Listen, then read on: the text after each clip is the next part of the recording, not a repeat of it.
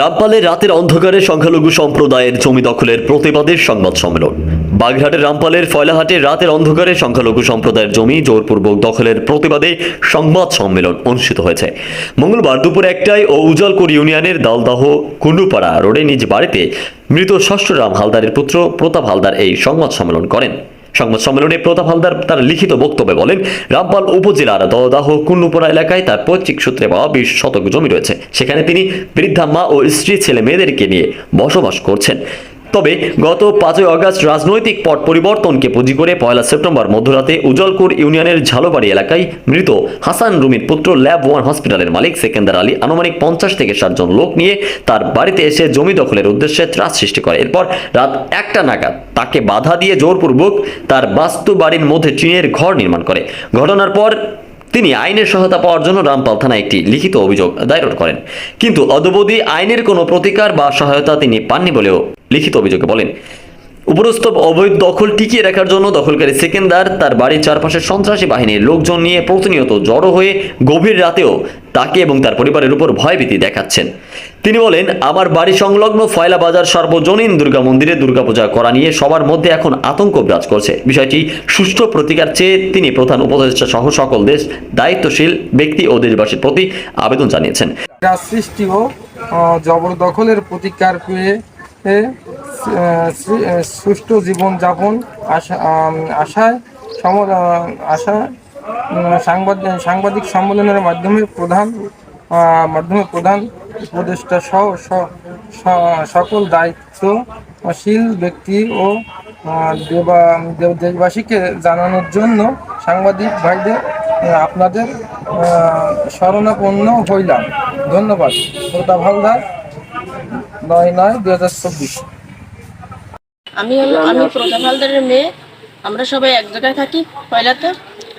রাত্রে সেকেন্ডার জোর করে এসে এই জায়গায় বালি ফেলে প্রথমে 7-8 জন এসে বালি ফেলিছে। তারপরে অর্ধেক রাত্রে দেখতেছি রাত যখন 2টো বাজে তখন এসে অনেক লোক 50-60 জন আইনে ওই জায়গায় ঘর উঠে থুয়ে গেছে। এখন আমরা তো সেইভাবে কারো পাইনি, যাদের কাছে ফোন করেছিলাম তারা কেউ আসেনি ভয়তে। এখন আমরাও ঘরতে বেরোতে পারিনি, তারা সবাই এসে এই জায়গা চিল্লাপাল্লা করেছে। আমরা রাত্রে বেরোলে যদি আমাকে আবার কোনো সমস্যা হয় এই জন্য আমরা কেউ বেরোতে পারিনি।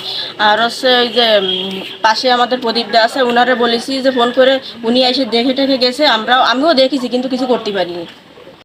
1 তারিখ রাত আনুমানিক 1টার দিক সেকেন্দার 50-60 জন লোক নিয়ে প্রতাপ হালদারের বাড়ির ভিতর জোরপূর্বক একটি টিনের ঘর তোলে।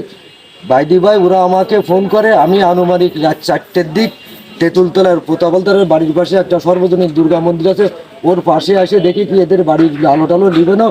আমি অনেকরে ফোন করি, ওরা কেউ ফোন ধরে আমাকে বলে কি বাড়িতে আমাদের কেউ বেরোতে দিচ্ছে না, জোর করে বাড়ি ঘর তুলতেছে। আমি ঘর তোলা অবস্থায় 50-60 জন লোক দেখে আমি আবার বাড়ি চলে যাই। সকালে এসে স্থানীয় লোকজনকে বলি এবং প্রতাপ হালদার রামপাল থানায় একটা দরখাস্ত করে। সেই দরখাস্ত রাজ্য কোনো প্রতিকার হয়নি। আমরা এলাকাবাসী হিসেবে প্রতাপ হালদারের বাড়ির উপর জোরপূর্বক যে বাড়ি তুলেছে, আমরা এর সঠিক প্রতিকার চাই। বালি ফেলতেছে। আমি বলতেছি কেউ মা কি করতেছি, এত রাত্রি বালি ফেলতেছে। সেখান আমার ওই ঘরের মধ্যে উঠে ভয়তে আমার গা তো কাঁপতেছে। অনেক ভাবতেছি কি আর ভগবান আমাদের জায়গার মধ্যে বালি ফেলাচ্ছে। এরপরে দেখতেছি কি একটু ঘর দেখছি লোকজন নিয়ে মেলা বড় দিয়ে, তারপরে লোকজন নিয়ে চলে আসছে ঘরটা তুলে দিয়ে। সেখান দিয়ে ভয়তে তো রাত্রি কাটালাম কোনো রকমে, যে কি করবো কি আর বাস্তব বাড়ির মধ্যে যদি এরকমভাবে ঘর তোলে তাহলে আমরা কি করে বসবাস করবো। তারপরে সকালে আমরা সবাই একটা দরখাস্ত নিয়ে রামপাল চলে গেলাম। নমস্কার, আমি গোলক হালদার, এই সন্তোষপুর বারগোবিন্দ শ্রী রাধা এই দুর্গাপূজার সেক্রেটারি।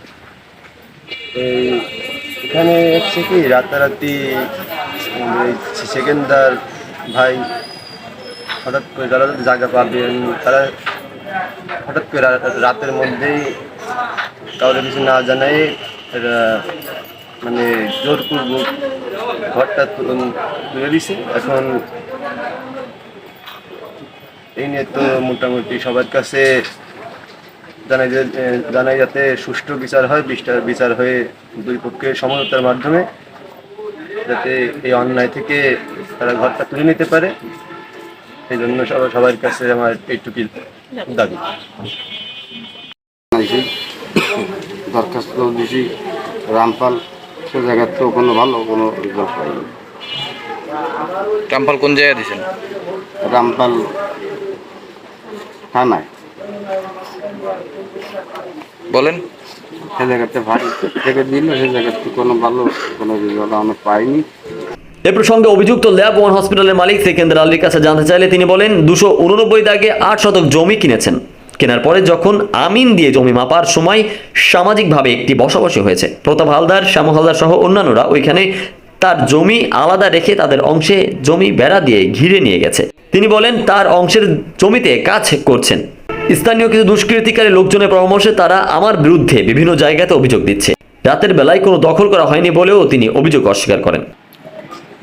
এখানে আমি 8 শতক জমি ক্রয় করি, এই দাগে এসে 289 দাগ। জমি এসে মালিক হচ্ছে অভিলাষ চন্দ্র হালদার, তার 2 ছেলে। এখন এক ছেলের হচ্ছে ছেলে মানে তারপরে যে স্ত্রী ছেলে সন্তান না থাকায় তারা কিন্তু ই করে, মানে সে এক পাশ দিয়ে খায় বা সে মারা গেছে। এখন ষষ্ঠী হালদার সে ওই পাশে আছে। পরে আমরা কেনার পরে যখন আমরা আমিন আইনে মাপজোপ করি তখন সামাজিকভাবে কিন্তু একটা বসাবসি হয়। তখন এই যে প্রতাপ হালদার এরা এবং অন্যরা, শ্যাম হালদার এরা থেকে আমাদের যে পাশ দিয়ে আর কি আমাদের ম্যাপ করে দেওয়া, ওই পাশে তারা দখলে পরে বলো তাহলে ওই কোন কর্নারে একটু সামান্য একটু ফাঁকা আছে 10 ফিটের মতো, ওই পাশ দিয়ে তোমরা পথ করে তোমরা ওই পাশ দিয়ে তোমরা যাও। সেইভাবে তারা করে কিন্তু অলরেডি ওখানে বেড়া দিয়ে ঘিরে নিয়ে গেছে। এখানে একদম সেপারেট আলাদা, তার এরিয়া থেকে সম্পূর্ণ আলাদা, যেটা তারা আমাদের জন্য রেখে দিয়েছিল। তারপর হচ্ছে সেখানে আমি 3-4 দিন বসে কাজ করছি। কাজ করা হয়ে যাওয়ার পর এলাকার কিছু দুষ্কৃতী লোকের হয়তো পরামর্শে তারা এখন বিভিন্ন রকম মন্তব্য করতেছে, কিন্তু তারা এখন যে পাশ দিয়ে আমাকে দিতে চায় সেই পাশ দিয়ে তো কোনো রাস্তাই নেই, তাহলে আমি জমিতে যাবো কি করে? এ বিষয়ে রামপাল থানার ওসি সোমেন দাসের কাছে জানতে চাইলে তিনি বলেন একটি অভিযোগ পেয়েছি, তদন্তপূর্বক ব্যবস্থা গ্রহণের জন্য ফয়লা ফাঁড়ির ইনচার্জকে বলে দেওয়া হয়েছে। দ্রুত সময়ের মধ্যে সমস্যা সমাধান হবে। হ্যাঁ, অভিযোগ দায়ের করেছে 2 পক্ষ, মানে এই পক্ষ অভিযোগ দায়ের করছে, এটা তদন্তাধীন আছে। আমার দরখাস্ত আমি যেহেতু পয়লা এলাকায় ওইটাকে ক্যাম্প অফিসারকে, ক্যাম্পের যে ইনচার্জ তার কাছে দিয়েছি, তাছাড়া করে ব্যবস্থা নিয়ে